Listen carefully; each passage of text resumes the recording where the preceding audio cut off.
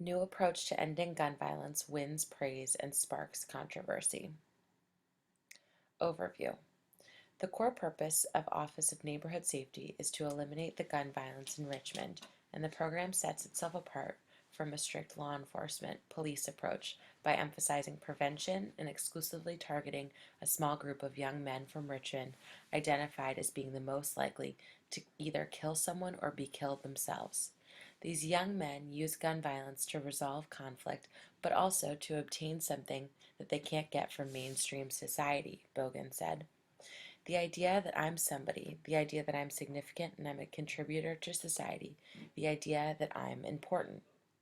By June 2010, 21 young men from different neighborhoods in Richmond had joined the new ONS program called Operation Peacemaker Fellows, OPF. Each one committing to change their lives and undo the dangerous and violent dynamics they've helped to create in their neighborhoods. In exchange, ONS promises them support and exposure to job and educational opportunities. We're going to take you by the hand and we're going to walk you through it as if you were a child.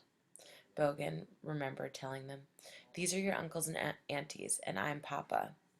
Today, OPF is in its second year, and the group of fellows has grown to 33. Of the 43 young African American men from Richmond who ONS has worked with since its inception, 42 are still alive today, 39 have no gun-related hospitalizations or injuries, 36 have no new gun charges, and 33 have no new gun violence-related arrests, according to a 2011 ONS annual report. Controversy. Despite what looks like a success story, ONS does have many critics in Richmond. One often heard complaint is the amount of city money spent on the project, and specifically the fact that some of it is given directly to the fellows themselves or used to pay for their trips around California, and even to locations outside of the U.S. Bogan answers the critics by pointing out that the program gives a small stipend of up to $6,000 for each fellow per year, and if the fellow fails to do his part, they don't get the stipend. And if they get in trouble with the police, Bogan said, there's little that the ONS can do. This program mixes incentives and threats, says Zimring, who said that it could look to outsiders like ONS as rewarding people for bad behavior. People, he said, might think that ONS is giving the bad kids the cookies. A second criticism that has been leveled against the ONS is that they lack a way of adequately document or measure the success of people participating in their programs. Councilman Cortland Corky Bouzet has been outspoken about not having access to data or documents that show exactly how and with whom ONS has worked.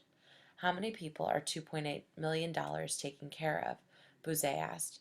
That is a lot of money. They could never tell me, and to this day I still don't know. How many people are they serving, and where are they today? Success is limited by resources. According to Bogan, all of the programs that he oversees are making a difference in Richmond, but they are not enough.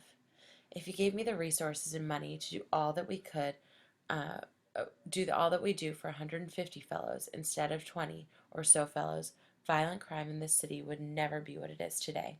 I stake my career on it, Bogan said. I'm not going to say we can eliminate gun violence, but the nature of violent crime in the city would go um, would go through significant change. We've got our fishing pole, and we are picking one young man at a time, Vaughn said. We need a net.